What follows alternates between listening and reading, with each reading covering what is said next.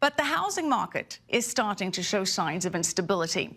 Many potential home buyers are now sitting out the housing market. The volume of mortgage applications last week fell to the lowest level in 4 years. That's according to the Mortgage Bankers Association.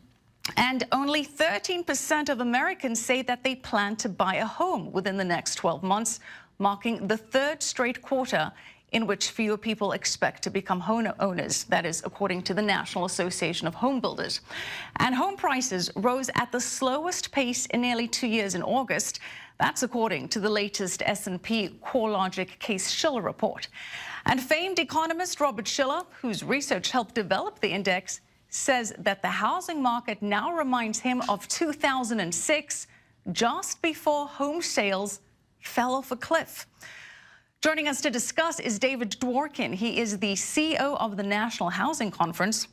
And Dworkin has a long history with the U.S. Treasury Department, where he most recently served as a senior housing policy advisor in the Office of Domestic Finance. Thanks for being with us, David. Thank you, Michelle. Thanks for having me. Falling off a cliff. Some pretty harsh words from Shiller there. What is your outlook for the housing market? Well, far be it for me to argue with Robert Shiller on housing prices, but I think that what we've had is a very long, slow recovery that has got us to a place where we were before the housing crisis.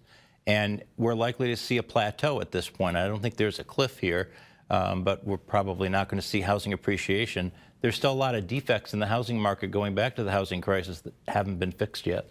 What role is the Fed having in continuing, if it continues to raise rates, what impact do you see that having on the housing market? Well, there's no question that raising rates is going to have a negative impact on housing, particularly on purchase mortgages and refinances. We've seen a lot of refinance business dry up, but it's important also that the Fed not let the economy crash, and so their role in having the throttle on the economy is also very important in all of this. We are getting some mixed data. However, we're seeing that home ownership for Americans under 35 actually jumped to the highest level in 5 years, 36.8% in the third quarter.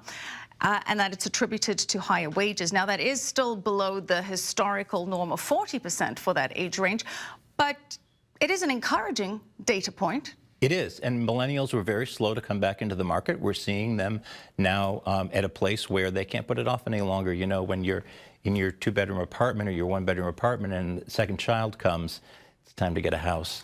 It's time to get a house, but easier said than done. I mean, as we're saying, even though we're seeing the rate of appreciation in terms of housing prices perhaps slow down a little, home ownership is really out of reach for so many Americans. Why is that? Well, there's been a couple of things. One is that millennials often have non-traditional jobs where they may not be paid with a W-2, and we have made it a lot harder for people without those W-2s to get homes because of the abuses of the crisis. And we also have rates are rising now. They were late to come in when rates were very low, and credit is tight.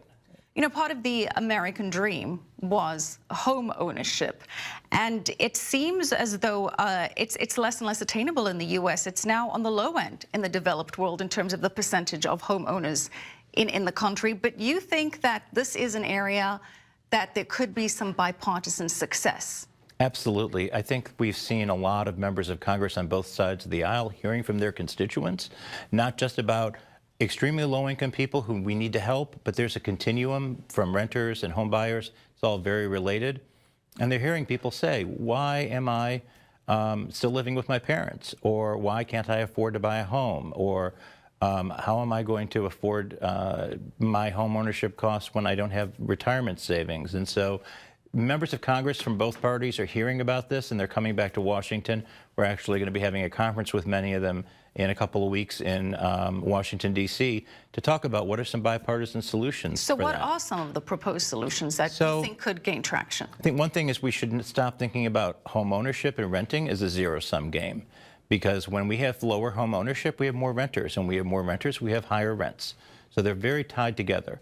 And one of the proposals that's been a bipartisan proposal by Senator Orrin Hatch and Maria Cantwell, the senator from Washington State, has been to increase the affordable housing tax credit so that it's more available and we can build more units. We don't have enough affordable units out there, and people who have good jobs have not been able to afford to either their rent or to buy a home.